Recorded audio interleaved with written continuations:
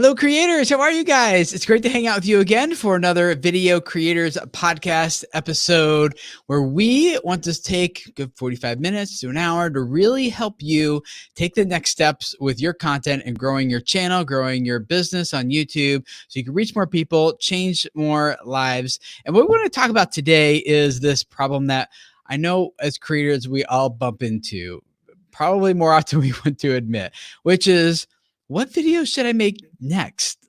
And how do I figure out what my audience wants? And how do I decide how to reach more of them and make content that's going to get more views and more subscribers and continue to grow the business that I'm growing around my YouTube channel? So today we want to talk about a couple different ideas and tips that will hopefully help you through this roadblock, whether it be a streamlined process. We can talk a little bit about that, or even in your analytics. What can you see there that's going to keep your audience engaged for the long haul and for more watch time, and how do we use that data to make some of these better decisions in terms of what content should we make next that'll grow our channels?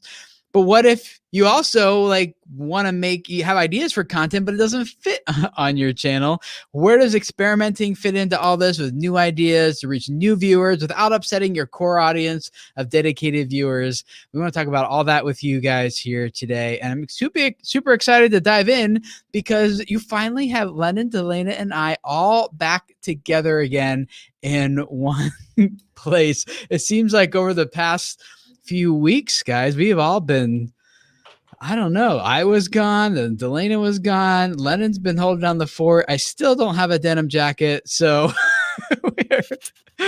how are you guys? It's been a while since we've had a chance to catch up. Yeah, I feel like Delana has to go first because she missed last week. So okay. I'm good. I've had some major life changes that I'm not going to talk about. Right. I'm not pregnant. Okay, guys, listen, I know you always have to give that disclosure whenever you, as a woman. Absolutely. You do. You're like, I have a surprise and it's not that. I sneezed. I'm not pregnant. Yes. Yeah, so no, not that, just like behind the scenes stuff that we're working on. Actually, right now we have contractors at our house that are fixing our floors for the third time. That's fun. I'm not bitter at all. But no, these guys are good, different contractors. And then once they're done with what they're doing, then we're going to lay down our new flooring that we ordered. So for any of you guys that don't know, it's going to take us, by the time we lay down the floors, it'll be like our fourth time trying to do floors. Nice. So nice to be able to finally walk in your house. Yeah. Hashtag that joke. That was so bad. No one even noticed it. Well, that's how I felt, is that like right now they're doing like a thin set of concrete on the top. And so I've legitimately been stuck upstairs all day. Yeah. So how are you doing, Lennon? Pretty good. I don't know. I'm good. Things are good. I feel pretty good. Yeah. I'm excited because tonight is our team game night, which if you guys who aren't part of our video creators team, which would be all of you, obviously, we do a team retreat usually at my house every year. But thanks to COVID kicking in and other things, we decided, this year we're not going to travel. And this year, instead of everyone coming out to my house for a few days for a team retreat and some meetings and things like that we do annually, instead, we're going to try doing a game night online. And I've never done anything like this before. It could be super awkward and uncomfortable because our spouses are joining us too. We're all coming with something good to eat and to drink and hopefully have a good time and play some good, fun, friendly games against each other with our spouses and things. I don't know. So we'll see how it goes. I think it'll be like awkward and cool at the same time. Mostly awkward in the beginning because it'll be like everyone's spouses. And I'm like, oh yeah, I forgot. Lennon's married. I knew that. I just never saw her. I don't see her that much. you actually won't see her. So it'll be me and my children, because in the evenings we've been having to let her do work. She recently got hired by Netflix again to do some illustration stuff. And so now she's got her own thing that she's launching, and she's trying to announce it tomorrow. So she's like, does that mean I don't get food? I was like, yeah, that's exactly what that means. Sorry. Well, and for us, it means like we're still not really sure he actually has a wife.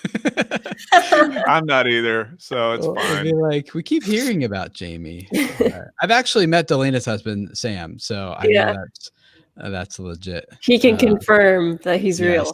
Yes. I met Lennon obviously many times, but I don't think I met your wife yet or your kids.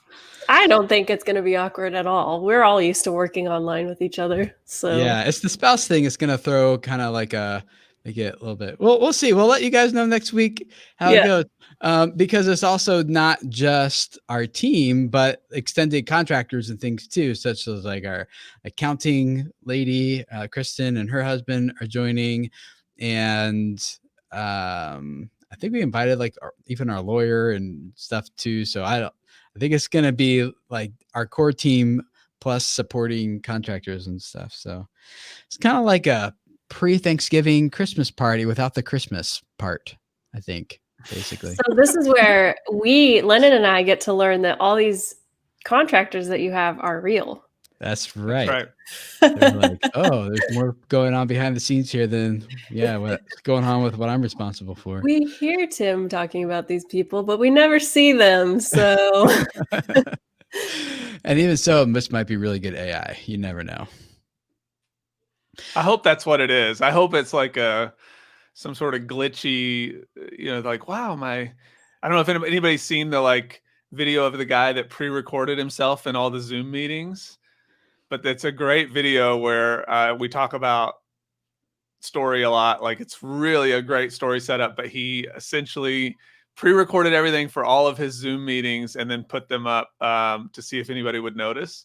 So, and it's hilarious because nobody notices the whole time that he's actually like missing out, and he had to pre-record certain things to say, and it's really funny. But so maybe that's what'll happen here for these extra folks. That's what I'm hoping anyway. Yeah. For our live chat here, we're going to do the same thing as we usually do. Dahlia is our moderator for today. So thank you. Dahlia, she's welcome to Chickenlandia. Sorry, it's how you identify her in the chat. If you have any questions while we go through this, feel free to ask and just tag her. And this is her right here talking about pre-recording the Zoom thing. But tag her with your questions, and we're going to go through some content here, and then we want to make sure we spend some time helping you guys out. And I like the question part really, because you guys poke holes in all the things that we miss and all the things that we skip and the gaps in our logic and all of that. So make sure you ask those questions, tag her. She'll get those in front of us. And along with that, I have a little announcement just exclusively for you guys who are here in the live stream.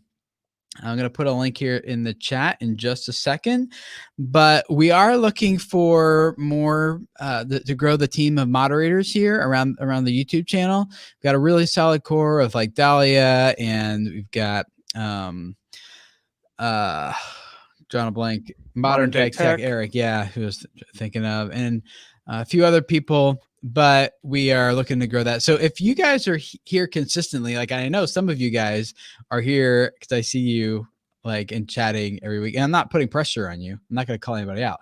But if you find yourself here anyway, and you want to join this team where you're helping us take questions from the chat, put them in front of us, a shared Google Doc in front of us, roughly in order of most relevant to least relevant. And we don't usually have a problem with spammers. And I don't know if that's because our moderators are just really good or if that's because they don't show up much. Probably because our moderators are really good. So if you're interested, the link in the chat, I just put it there. You can fill out that little application, and Grace, one of the people on our team, she will be going through those this week and get back to you probably sometime early next week. And so make sure you click on that if you're interested, and we will walk through the process with you. So it'd be great to have you. Let's see here. What's next? Okay, Creator Spotlight. One of the things that I know you guys hear us talk about a lot is how important it is to have your target audience and your value proposition nailed down. And we're not going to camp out on that too long today because we talk about that a lot.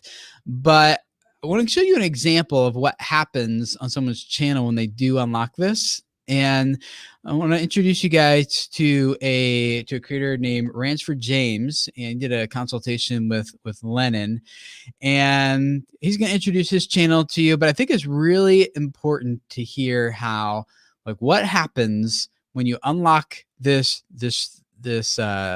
value proposition for your channel.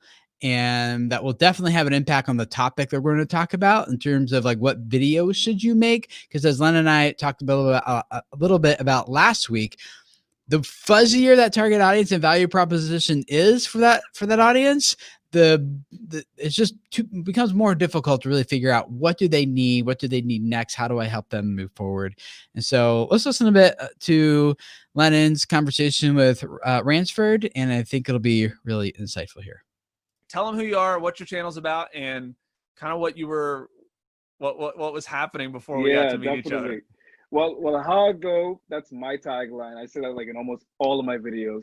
How I go, my name is Ransford James, and my whole mission, at first I thought when I got onto this call with Lennon, and I've seen all the Video Creators podcasts, and I was just enthralled about it because they were talking directly to us, and it helped me so much beforehand while I was making my channel. I'm like, man, if I'm getting this much value from the podcast, imagine what I'll get if I actually just talk to Lennon for an hour.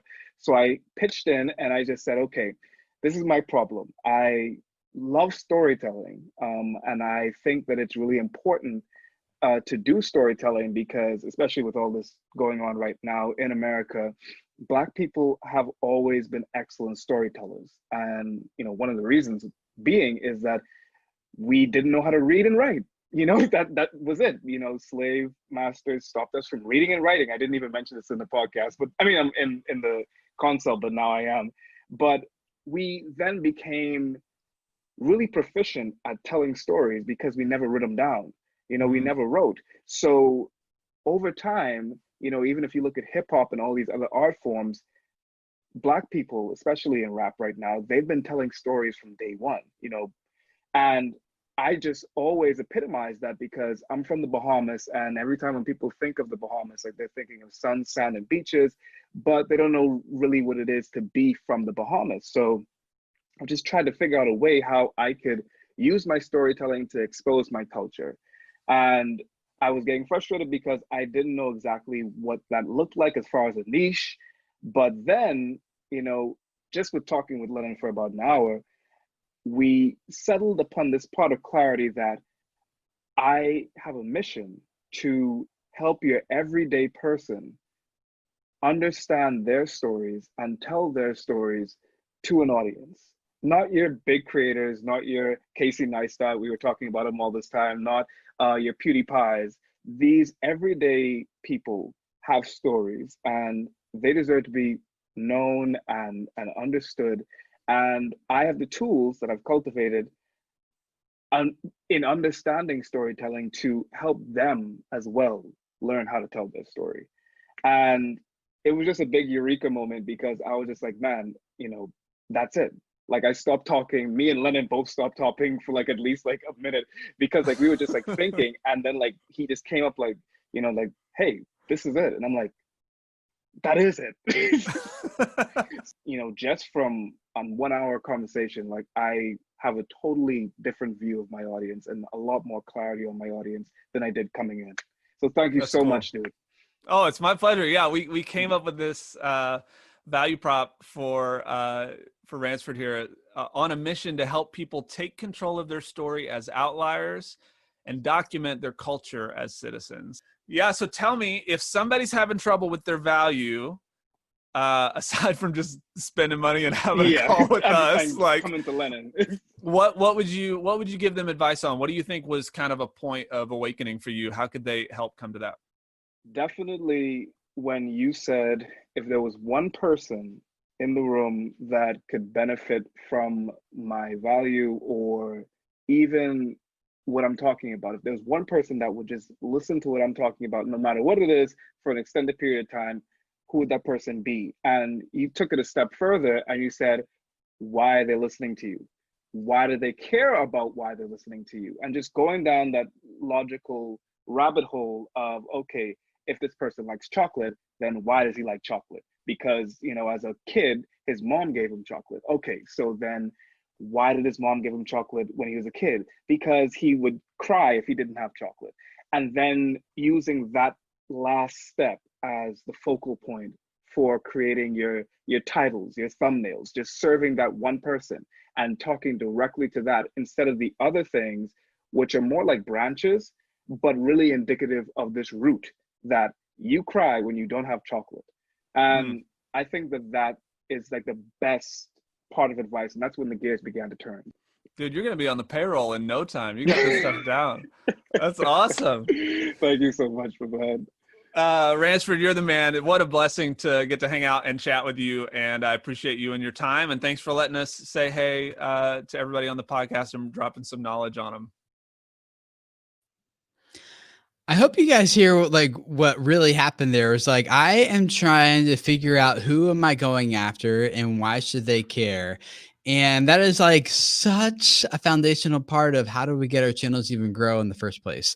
Otherwise, you're making general content for a general audience and that gets general results. And so we want to make a specific strategy for a specific audience so that when those people find our content, it resonates with them and they very quickly get drawn into the content that we're creating and they feel like, oh, this content is for me. Like, this is exactly what I need. And you're like, I know, because I made it exactly for you. Right. And so we'll talk about a few things real quickly. And I know we've talked about a lot of this stuff before here, but if you would like to jump into a one-on-one session with Lennon, myself, Delana, you can go to videocreators.com/consulting and sign up for one. You can just put yourself right on our calendar right there. And we would love to take an hour to dive into your channel with you and help you figure out what are the next steps that you need to take for your specific audience and your content and your channel and your goals and your business. Not just kind of like the best we can do in episodes like this and the videos is like a generic one size fits all type of approach. And that's not always true. I think we've seen a lot of different stories and can make some generalities that will help the most amount of people. But we would love to dive into your specific channel with you. Take some time. We're going to sit down. We're going to look at it, draft some notes and figure out, okay, what does this person need to do to really unlock this thing and move forward, get into a session with you prepared to really just hopefully blow your mind. So videocreators.com/consulting is where you can sign up for that and jump into a one-on-one session with any of the three of us there.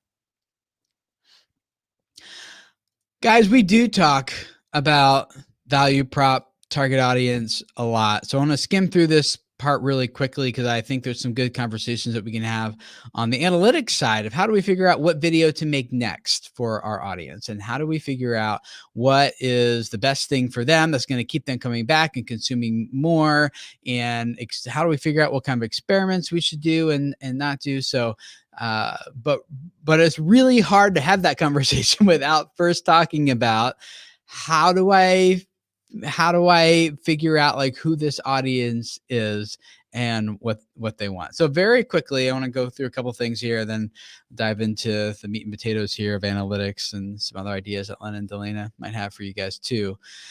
First of all, it's very important that you get to know who your target audience is. And that is done. One of the best tools that we have for that is just to ask them, do a survey of that. If you download my free guide, Product to Profit, and there'll be a link to that in the show notes. You can get that there. It has my exact survey in there that I use, as well as the rationale and the kind of psychology behind the questions and what they're answering and what that data actually tells us. Because the quality of the responses that you get is going to depend on the quality of the questions that you ask. So that is in there. And in fact, this very episode and a lot of the content we've been doing over the past several months, especially, have come directly from you guys in the survey that you did for us almost a year ago. And what we did is we took that exact survey that I give to you in that Product to Profit PDF, and we separated out all the data of like, what are the channels with 10,000 subscribers or more what are their problems? What are their questions? What are they trying to accomplish? And we separated that data out from the people who had 10,000 subscribers or less. And what we found is that those groups are asking very different questions. They have very different goals, very different needs, very different issues and problems that they're trying to solve. And that's part of what helped us notice that we have the most to offer to that established creator, that creator who's got 10,000, 100,000, even a million or a couple million subscribers. They're more established in what they're doing already. And now they're trying to figure out, how do I grow a business around this? So part of that was based on the feedback that you provided for us. And so that survey, just by making a quick video, 45 seconds, hey, click the link below. I want to help you best I can, or make content that you really love. This will help me do that type of thing. And then when you get that survey, the downside to it is that it could be a self-fulfilling prophecy, because the people who are taking it are the people you already have in your audience. What if you want to go a different direction and reach a more broader audience? Well, if that's the case, then you need to take some of those results with a grain of salt and do some experiments to start pivoting, which we'll talk about here in a little bit.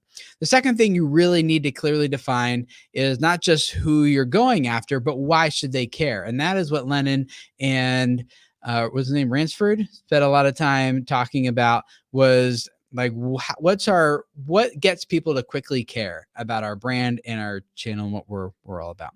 So having a more clearly defined value proposition that you want to deliver to this audience is very important. I know sometimes it feels restrictive. It's like, but I want to be able to do this thing. I want to be able to do that thing. And if I define it this way, I feel like I'm stuck. Someone once told me, they said, Tim, a train is only free when it's on its tracks. And if you want to grow that train, the type of momentum on your channel that a train just builds up slowly over time, like that thing is unstoppable. That is exactly what we're talking about here. The rails feel restrictive, but they're actually what gives the train freedom. And so there's a little bit of play. There's a little bit of wiggle room between those two rails, but we are saying, like, this is the direction your channel is going, and people who want to go that direction can hop on board. And so you do need some confines. Now, it doesn't have to be confines in terms of content style, like vlogging versus gaming versus tutorial versus education, although it could be.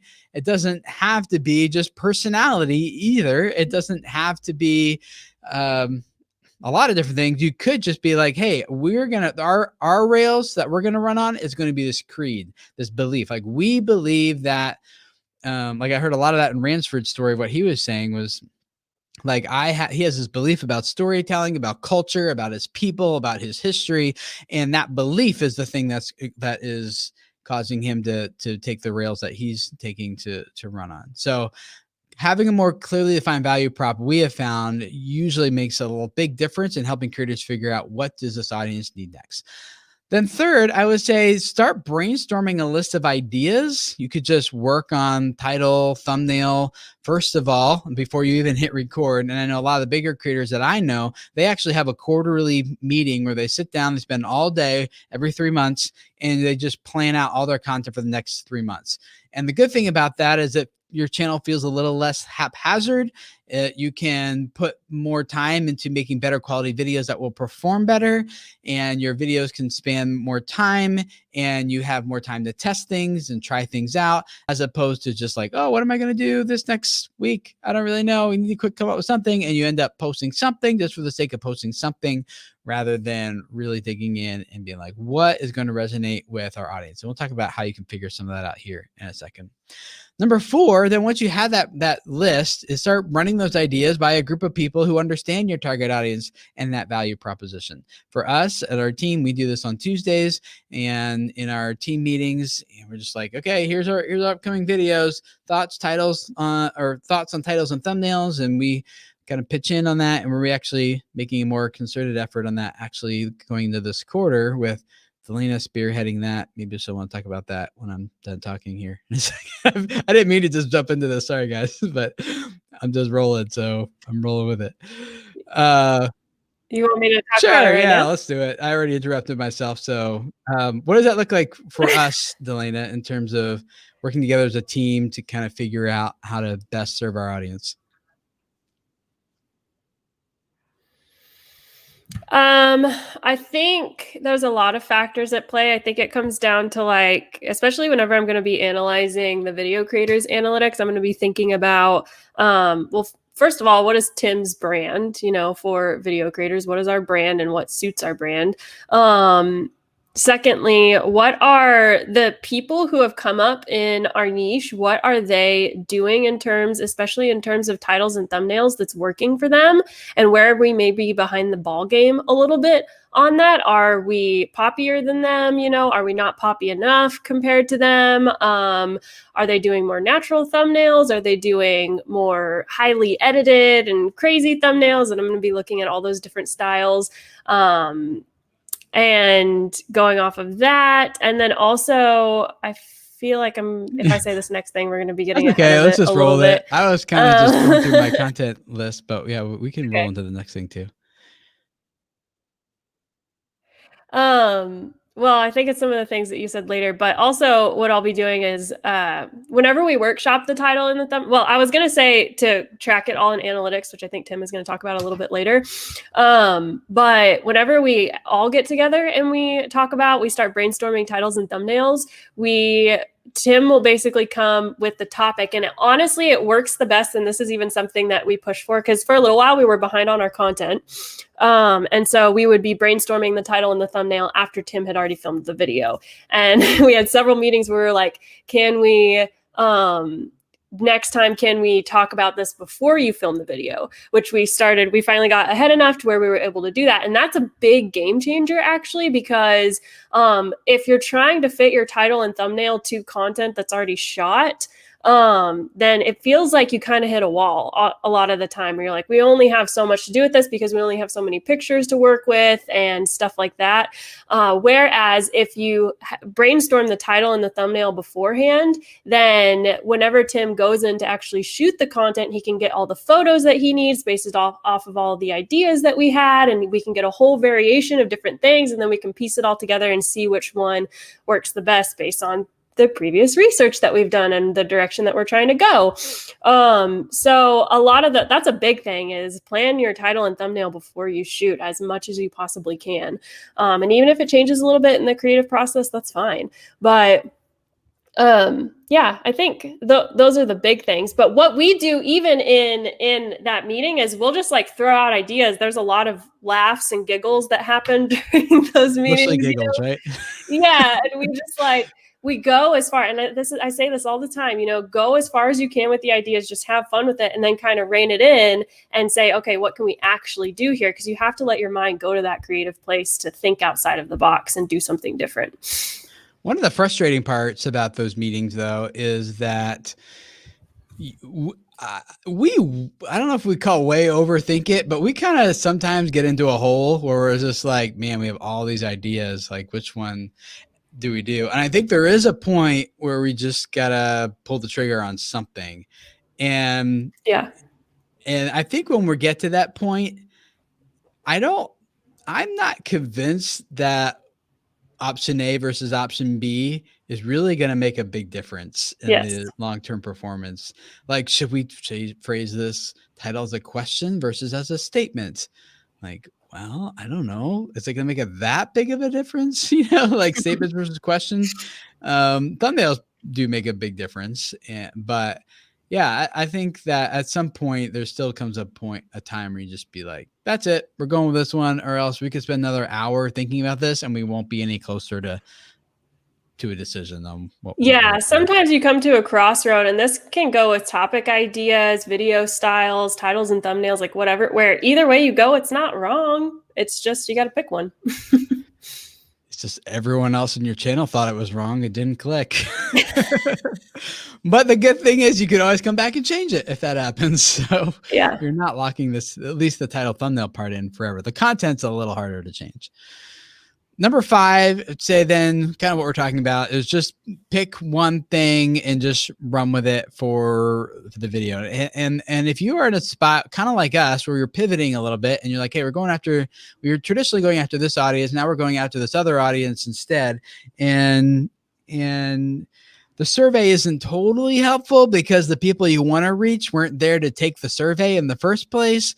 then that's when you just got to make some executive decisions and like, hey, I think this is like this audience I'm trying to reach. This is what's going to resonate with them.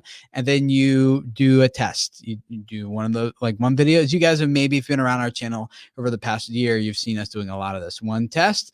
First it's just one video, then it's 3 videos, and it's like 10 videos. And we're using groups in our analytics to group those different types of tests together and to see what you guys are responding to, what you're not responding to.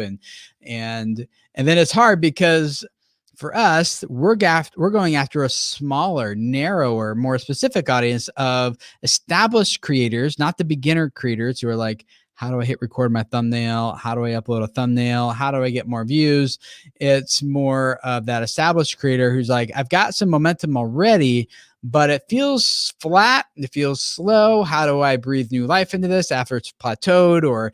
Or I'm trying to, I've got some good momentum on the channel, but I don't know how to grow a business around this audience here on YouTube. And so that's a much smaller audience. And so sometimes for us, the data gets tricky because you can't just assume that more views and watch time equals a better direction to go for your channel, because if that were the case, we would be making the most basic content for the broadest audience possible, and that's not what we want to do. So for us, it's like this balancing act of looking at data, but also evaluating on a gut level, like, do we feel like this really served the person we're going after well? And we think that as we continue to serve that person well, our analytics will consistently actually decline in terms of overall viewership and things, knowing though that it's better for us to be in front of 10 of the right people than in front of a football stadium of the wrong people. And so that's kind of the way that we're approaching it. So the main thing to avoid, though, if you're going to summarize it before we jump into some analytic stuff, is to avoid this, like, oh, I need a video tomorrow. What should I shoot? And just making anything that comes to mind just for the sake of making a video. That is like the best way to make the worst video possible. So we want to make sure that we avoid that. Lennon, when it comes to our analytics stuff, I know we should look at what's performing, and the kind of the main goal is to recognize patterns in our data. And when we recognize the patterns in our data, we can make some better calls in terms of like, oh, this is breaking the pattern I normally see. There's something to pay attention to here. What would be some things that you'd say we should be looking at and paying attention to in our analytics that would help us spot those pattern breaks as well as help us make better content for people?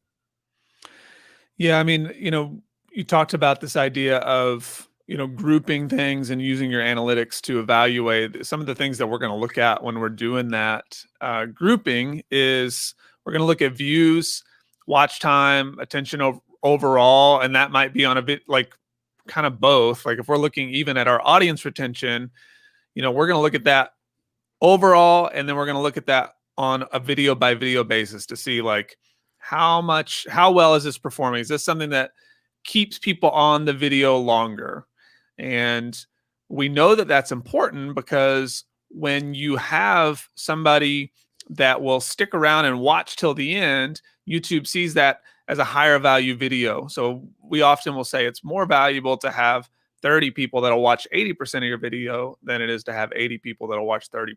We want people that are going to stick around for the whole time and really show YouTube the kind of people that needs to see more of your stuff. So we're going to look at the audience retention, see what's holding that that attention of that viewer the best. We're going to look at the views, see what maybe is getting more impressions. Look at the watch time overall, maybe see if there's a certain video that's starting to catch. Can we make, I don't want to call it a sequel, but maybe a follow-up to that video? So a way to think about this isn't like, okay, I made a great baking video, I should make the same one. It might be, oh, I made a great baking video. What's the next likely thing that they're going to want to see? If it was about baking a cake, maybe it's how can I then make cupcakes that follow this? Or how can I make the frosting? Or how can I make sure that, whatever it is that's going to maybe be the nice follow-up to that. And so we're not always expecting necessarily that video is going to perform the same way or at the same level. But the strategy here is kind of twofold. Should it start to perform better, that's great, right? because we know that that's obviously identified somewhere down the line that it is hitting our target audience. And so maybe it will get more views because of that.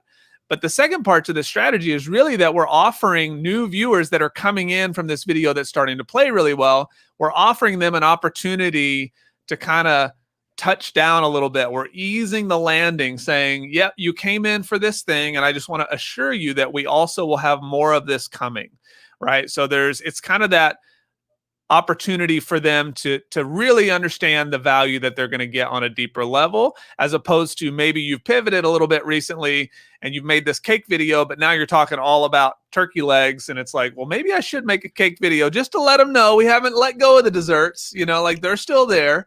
So having that stuff in mind, I think can be really, really important in just the way that we strategize and honestly create an experience for those people that are coming in and starting to view our stuff.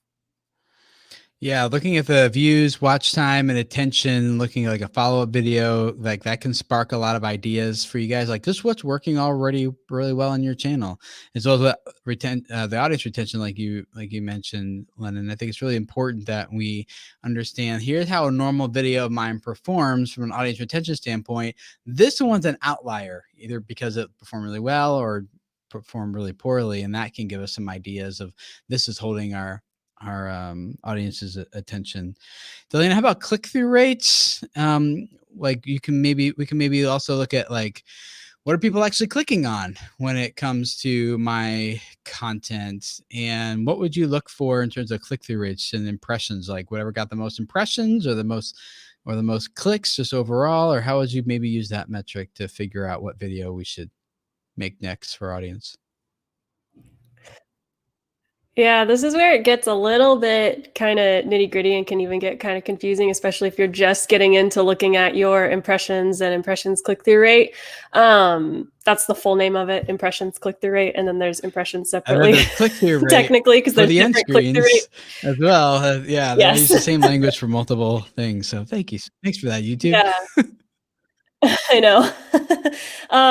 But anyways, so whenever it comes to the way that impressions and impressions click-through rate work together is that you never want to isolate them, because there could be a video that has a broad appeal. And so it gets a ton more impressions, and maybe the impressions click-through rate either suffers a little bit because of that, or sometimes it can still be high, but that's kind of a unicorn. I've seen it. Sometimes it happens, but usually the more impressions it gets, the more that click-through rate can suffer, because it's hitting a wider audience. So there's a lot of people seeing it and clicking on it, but then there's a lot of people that are not clicking on it. And so that's what we have to keep in mind. So especially whenever you think of channels like Jimmy Fallon and Ellen, I almost say Jimmy Ellen every time.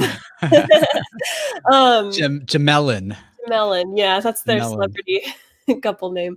But yeah, those channels, I can guarantee you they have a low click-through rate, because they are working with celebrities and they have so much broad appeal and just getting millions of impressions and stuff like that click-through rate is massively going to suffer. However, just because a video has low impressions doesn't mean it's necessarily a bad thing. It could just mean that YouTube sees it as a video that doesn't have as big of an appeal. And so it's showing it sees the certain viewers that are right for this video, and it's putting it in front of them. And that can usually garner a higher click-through rate. So it could be anywhere between I would say if you're on the higher end, you're anywhere between 7 to 13% maybe.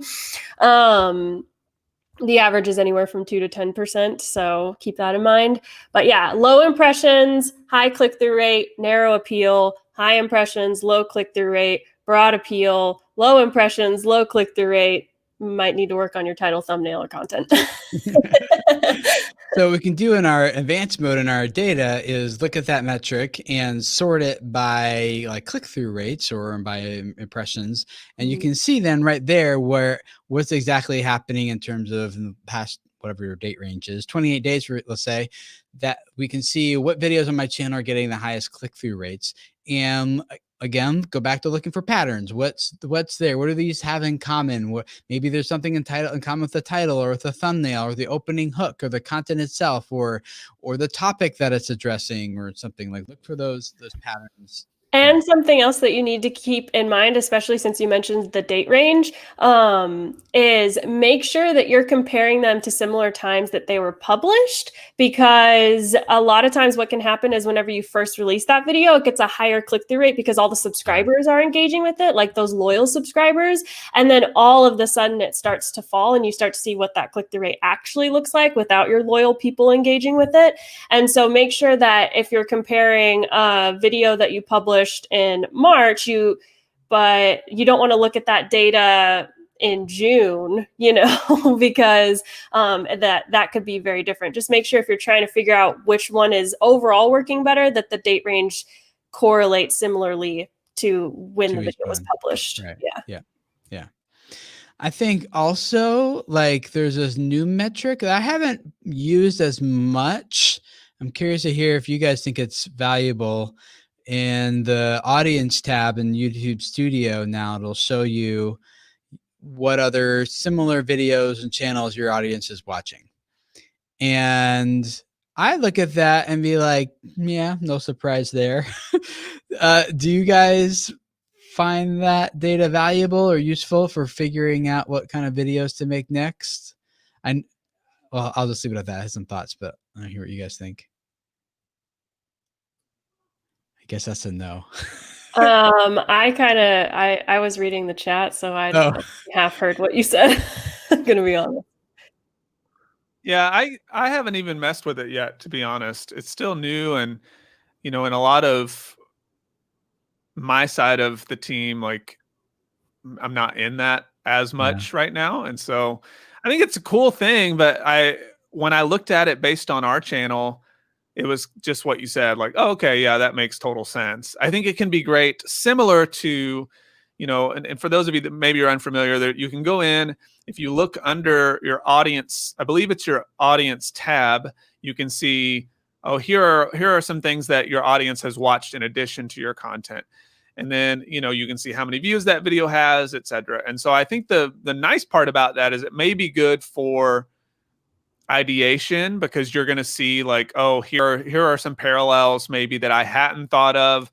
So I think of it similarly to the way that I think of using a search bar to come up with ideas. It's just like, what are some things out there that maybe I'm not thinking about that other people are talking on that I actually do have an opinion about, or I do have something to add to the conversation that's going to be worthwhile.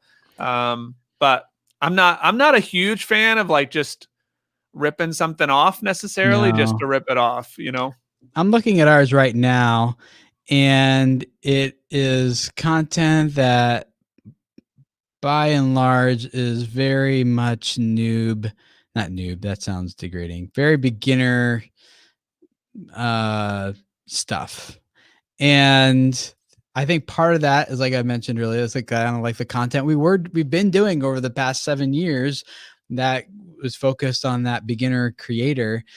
And when you've been doing YouTube as long as I have, back in 2000, when was that? It started Real SEO. That was back in 2007 or 8, I guess. Like everyone was a beginner back then, so that was like, there was no advanced stuff yet. And so I think it's about time now, here we are in 2020, that we start pivoting a little bit. But that's why, like, to me, I don't know that it's super helpful, but I was just kind of curious. If you guys do find it helpful, I think it's worth checking out, because just because it's not as valuable for us doesn't mean that it isn't for you and other channels. So go check that out. And then the last thing I think of is, or I thought of when I was kind of preparing for this, was like looking at suggested traffic and your traffic sources, and looking at what video came before before your video. Like, what videos are people watching that lead to your own content? That's one of the few ways that we have to actually see what the viewing session is on YouTube. We can kind of see where they go after our video, as long as I click on an end screen or an interactive card that tracks them inside of our own channel. But this is one the few ways you can see, like, what do these people watch right before coming to my content? And I think that when you scan through those, there might also be some fodder to spark some ideas for like, oh, this is also what my what my audience is watching and looking for. I think that all that though kind of I'm gonna feel like I'm just gonna make you guys all wasted your time here, but it's what it's gonna sound like. But it all kind of comes back to just knowing who your target audience is, what they want, what they need, how you can help them with that. And the better you understand that, I think the more natural a lot of this comes. I think some of the things we're talking about here can spark some ideas, and you could maybe see some trends and jump on some things that your audience is currently interested in right now, or a conversation that's happening online among your potential audience and customers. I think it's all valuable and helpful, but ultimately a lot of this comes down to is helping you get to know your audience better. So Len and Delana, either one of you guys have anything else to add to that before we jump into questions here? I don't think so. No, I say we hit these cues. Let's answer some of your questions here. Appreciate Dahlia from Welcome to Chickenlandia for moderating the live chat while we've been streaming this and putting these relevant questions in front of us. First of all, thank you to Brian's Lawn Maintenance for the super chat. It says, happy Monday. Let's get it. Thanks, Brian. I actually I should sit down and do a little interview with him for Creator Spotlight. He's had some really cool story. That'd be fun to do. I need to set that up. And then Tom from Green Shores DIY, also super chat, says, first time seeing the new studio, super cool. Reminds me of the old basement 2 houses ago. The paneling is just horizontal. Thanks, Tom. Yeah, for those of you guys who are listening to the podcast, I've been working hard on a new studio. It used to be a dog kennel, and it's just spent the past few months tearing down walls, building new ones, painting, running new electric. I got 21 different lights in here for about 7 different lighting setups, depending on what I'm doing. It's like turning into the ultimate YouTube studio, which is a title that we've already drafted for the video. I think it's Dog House to Ultimate YouTube Studio, or Dog Kennel. I don't forget exactly, one of those two. Something like that. Yeah. So we knew we were shooting this video. Here's the shot it needs to open with.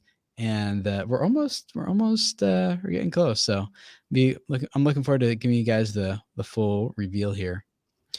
We got a question from Dahlia, our moderator. Welcome to Chickenlandia. She asked, I found that after I clearly niche down my target audience and value proposition, my channel has grown a ton, but I also get many more non-believer comments on my videos. Should I respond to them? They aren't rude usually, but just challenging what I'm teaching. It gets really old after a while. LOL. I don't think I was a LOL. That's more like a face palm. But I also want my viewers to know that I know what I'm talking about. What do you guys say to Dahlia? I feel like that just kind of comes with the territory. You know what I'm saying? Like I should you respond to them? Depends on I was gonna say it depends on the day and what.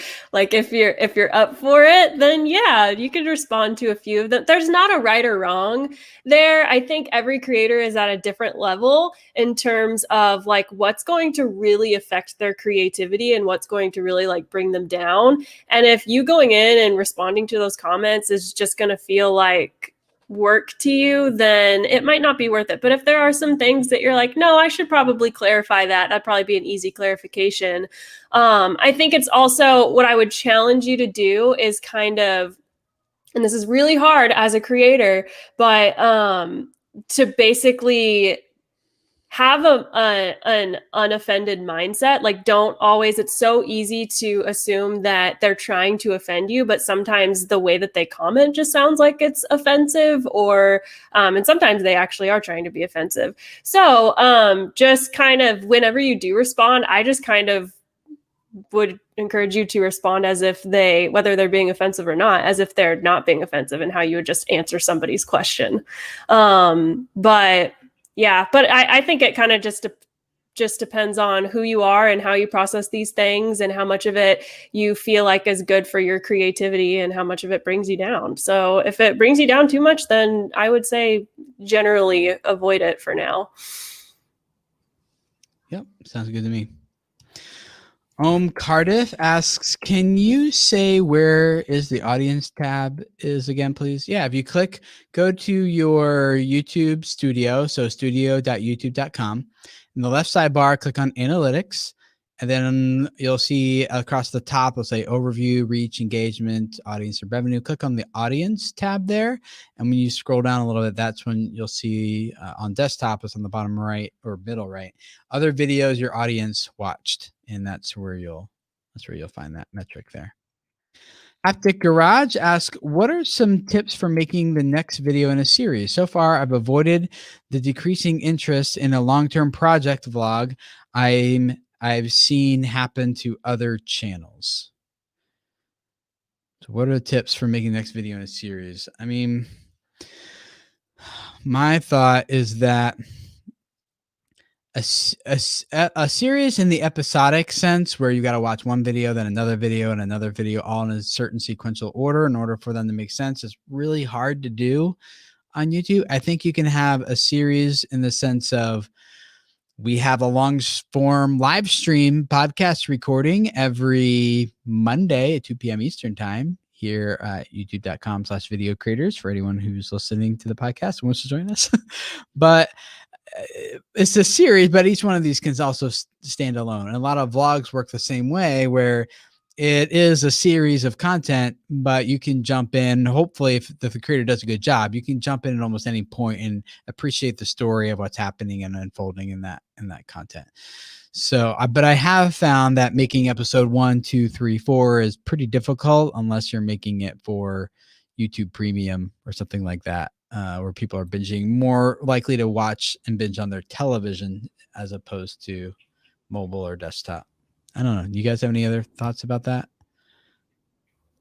My initial thought is, like, even whenever you think about Netflix or television, anything, any new show that comes out, like, there's always going to be an influx of engagement and intrigue at the beginning. Like, oh, what is this about, and what are they doing, and where are they going with this? So the decrease in engagement, I don't feel like there's a formula for quite measuring that necessarily, but I would say that anybody, let's use James Charles, for example, who just launched a big series that he's doing, his Instant Influencer series. I don't know if you guys know anything about that, but it's basically like a TV show. It's all on YouTube, and he is definitely, like, for me personally, I went and I watched like the first few episodes, and now I don't watch it anymore, because I was like, oh, what is James Charles doing? What is this all about? And there's just this curiosity that the audience can have, or potential audience can have, based on what's going on. So the decreasing interest, I feel like that's going to happen naturally, at least for the first few episodes, as you spike their interest at the beginning. But then, yeah, if it continues to teeter out, there does come a point, just like TV shows and Netflix and stuff like that, there's a point where you just got to say, yeah, I think this has run its time, and it's, got to let it go. So don't make me sing the song. What is it? What's the song? Go. I'm not going to sing Oh, my God. It's a trigger. Whenever I hear you got to let it go, I always think that. Lennon knows that because I sang it for him once, and I watched it again on Sunday. So, I mean, just by yourself, no kids, right? That's right. I've never seen it with my children, actually. Confessions of a real father.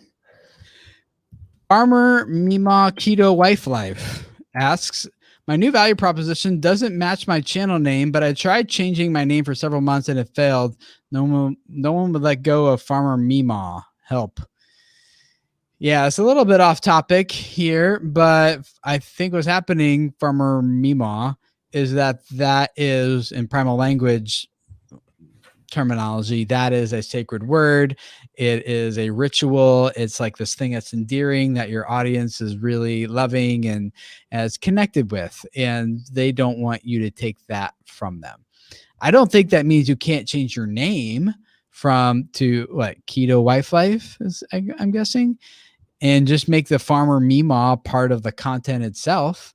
But I think that's what's happening there, is they're like, hey, we feel something with this. Is an endearing term that we've identified with, and now you're taking that away. It feels a little bit weird. So you could just stop addressing it if you don't like that endearing term, or you could just include that. I think if I were in your shoes, I would change the name of the channel, but keep the Farmer Mima in the content itself. Did I get that one right, guys? Concur. I He's concur. nodding his head, so I think I got it. So awesome. You got a Lennon Bone approval there. I'm giving you a gold star. Okay.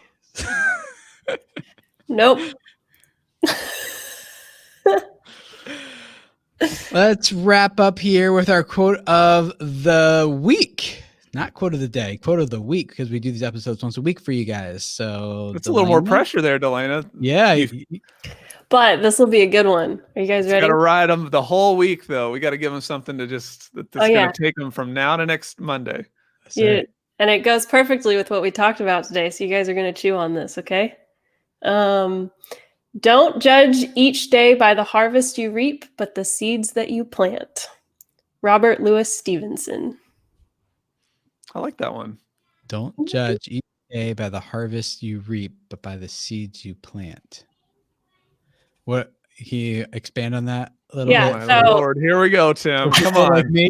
Yeah. Because I'm thinking, like, why am I sowing seeds if I don't want to harvest, I guess? Or maybe I'm overthinking it. Well, you do want to harvest, but you don't harvest every day, do you? No, I don't. Yeah, but you plant seeds probably more often. The easy way to say it is, don't think so much about the subscriber number that you got today. Think so much about the things that you put in that will hopefully reap those subscriber numbers later on down the line. There you go. Don't focus on the end result. Focus on the things that bring that end result. Gotcha. Okay. Yeah. So we're doing the things we want to do. I feel like I'm playing devil's advocate a little bit, maybe because I am, but like you do need the end result though, or otherwise you need to stop doing the things that you're doing. Otherwise you're planting bad seeds. You need new seeds. Or you're just throwing like what? Rice instead of, does rice grow? I don't even know. But, that is a good question. I don't know. But, somebody said, I get it. Where'd they go? The more seeds you plant, the better the future harvest. I thought that was good. You guys are expanding on this already. Yeah, I was thinking in terms of our garden this year, my wife and I worked really hard on this thing, and we had a really lame harvest because first time doing like this, and I'm not going to get all the details, but we ended up smothering our seeds with too many wood chips and too much water, and they just drowned, rotted, and just couldn't grow. And so we learned that towards the end of the summer and quickly put in a new harvest and finally have stuff growing now. But what you're saying is like, Tim, the first seeds weren't a waste. Those are the seeds you needed to plant in order to learn what you were doing wrong. So did I get that right? Yep, you got it. All right, cool. Well, thank you for that, Delana. And the rest of you guys, thanks for hanging out with us here in the live stream. And those of you guys who are in the podcast audience, appreciate you guys being here as well. And we're looking forward to catching up with you guys again next week for another Video Creators Podcast episode. So thanks for hanging out. We'll see you guys then. Bye.